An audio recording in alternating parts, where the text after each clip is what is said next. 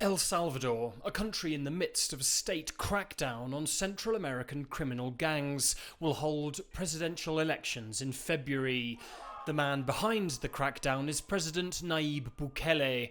Under his emergency measures, civil rights protections have been suspended and more than 70,000 alleged criminals have been arrested. Now, Bukele is seeking re-election for a second 5-year term. On the streets of the capital San Salvador, where the murder rate has dropped drastically since the crackdown began, citizens are paying close attention ahead of the vote. I think the president should continue in his position. I give the president 10 out of 10 because we have security and peace. I'm against it. It violates the constitution and that has to be respected. I will vote for Bukele. He has achieved things that other presidents have not.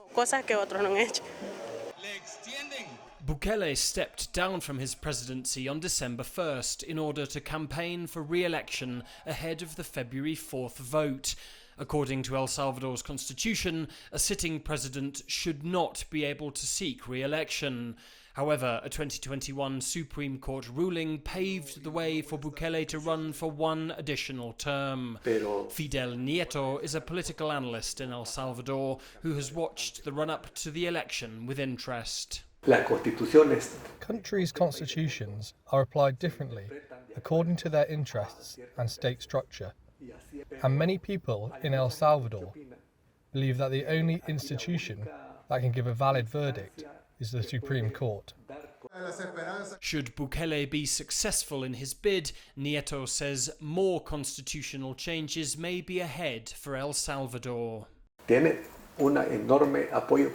Bukele has enormous political support and will need to make further changes to the state structure if he is to impose the ideal model of governance on the country, prioritising an education system that will prepare the country's next generation for international investment.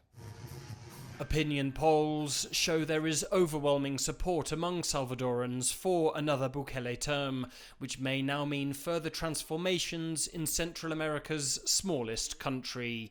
Alasdair, Baverstock, CGTN, San Salvador.